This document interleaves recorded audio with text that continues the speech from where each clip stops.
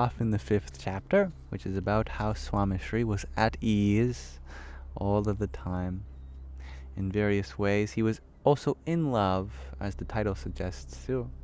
Let's see how we can learn from him. Swamishri's clever humor was just one way he engaged with people. He knew when to turn that smile upside down to teach valuable lessons in a different register. In the Indic philosophical system, the theory of 9 rasas, essences or flavors, details the all-rounded experience of the world. Each rasa, and I love that word, it represents a different feeling or mood. Swamishri exhibited these rasas at the appropriate time for the right reasons. It illustrated his ability to fully feel the human experience. The beauty of Swamishri exhibiting these rasas was that he could gracefully shift between them. He rarely displayed the raudra or bhayanak rasas. These rasas emanate a sense of passion, fear, and even anger. However, when he did exhibit these rasas, they were short. They were in short flashes and only to teach a valuable lesson. Swamishri was not an angry old ascetic who was focused solely on the growth of his organization or the projection of a certain persona, but was a socially aware and mindful guru who showed sprouts only of firmness, if and when necessary, or to benefit the spiritual aspirant's progress. For each time Swamishri was unyielding, there were more than a dozen instances where he was forgiving, and that is what made the occasional display of this emotion special. There were 3 reasons that Swamishri showed sternness. First, if there was a lapse in bhakti and seva, of loving devotion and selfless service, specifically towards Hare Krishna Maharaj's murti, which was a divine image that he carried with him everywhere, and he just loved so much. Or for a sadhu, a monk, a major lapse in their vows. Monks often take many vows to dedicate themselves fully to the spiritual path. Second, if there was a lapse for lethargy in serving someone in need or difficulty. And finally, if someone tried to justify a mistake or defend a decision when it was clearly wrong or unethical. For Swamishri, anger was not a mood or a feeling. It was a tool he used to teach and guide because he wanted better for those he met, for them to be better. In the 1st chapter, I have recounted several instances in which Swamishri briefly disclosed his anger or exhibited a flash of firmness in order to meet with bhaktas, devotees, against the wishes of his attendants.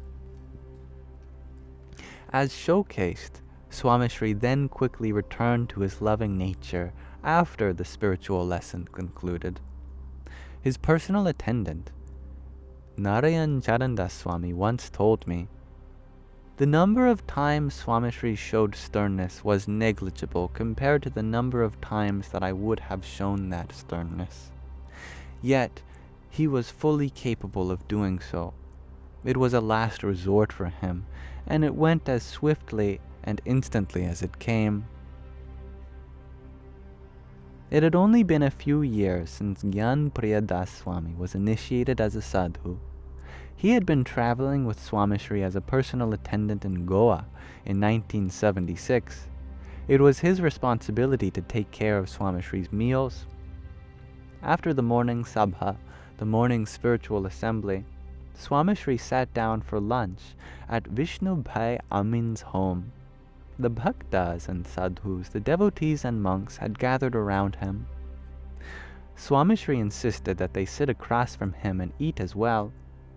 Swamishri enjoyed serving others while he was having his meals, and often paid more attention to their plates than his own meal. Today was no different. Every few minutes, Swamishri would remind Gyan Priyadas Swami to serve the bhaktas with rice, dal, and sweets. The young sadhu would rush to serve the bhaktas and then return to sit by Swamishri and serve him. The back and forth continued between guru and disciple.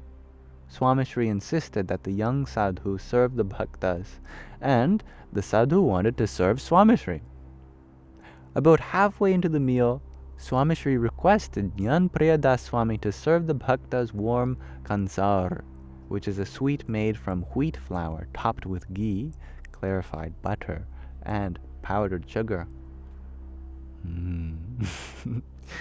The young sadhu flew through the aisle of bhaktas and hurriedly served them the sweet. He rushed back to Swamishri and squatted in front of him once again. The guru looked up with piercing eyes and asked, "And the ghee? The clarified butter?" Gyan Priyadas Swami let out a sigh, grudgingly picked up a small bowl of ghee with an even smaller spoon, and flew through the aisles again.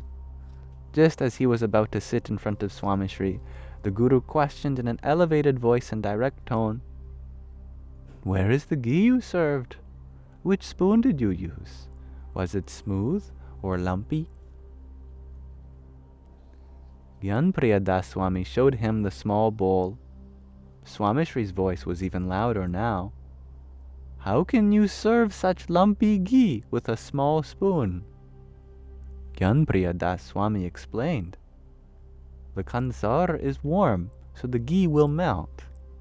Besides, senior monks who trained us in Sarangpur used to say that the ghee should always be served with the back side of the smallest spoon in the kitchen, so that not much is used, to avoid wasting money and resources offered to the mandir and deity." Swamishri was now visibly upset. "Not only are you insulting the bhaktas, the devotees, but you are justifying your behavior. Times were different in Sarangpur 50 years ago. Things have changed now. We are in Goa. It is the bhakta's house. It is his ghee. It is my intention to serve. All I ask of you is to diligently care for God's bhaktas. Is that too much to ask?"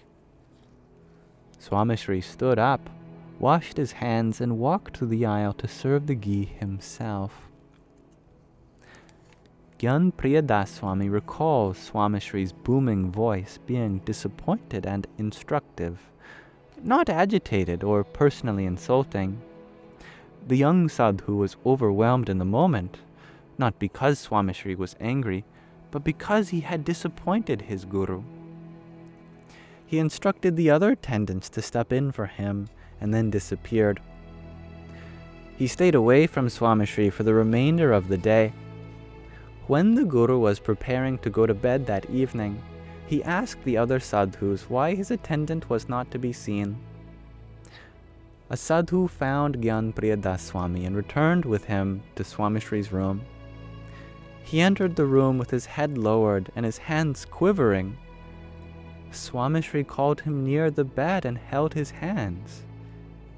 "Did I offend you? Scare you?" The guru instructs in various ways. Do not take it personally. I am not upset or disappointed, but I needed to get the point across. I wanted you to learn what I value. Each of those bhaktas are divine. I see Bhagwan Swaminarayan in all of them. I want each of you to care for them and serve them as you would serve me. There are times to conserve and times to serve and show love. Today is a time to love and share.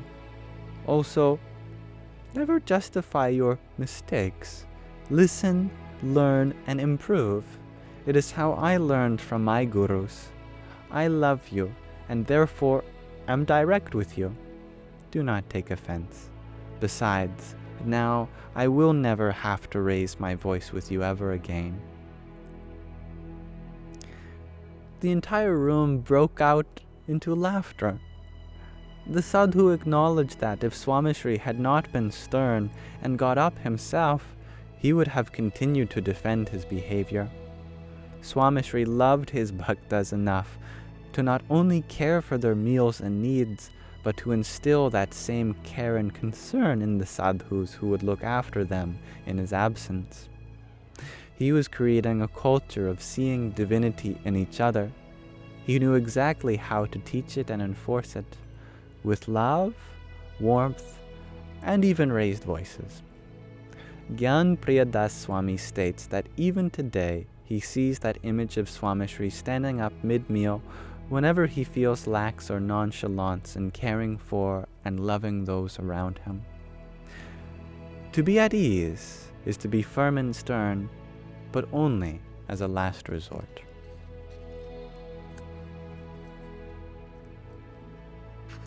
Thank you for listening. We'll pause our reading of In Love at Ease there for now. And I thank you, my dear viewers, for listening with me. I hope you enjoyed it.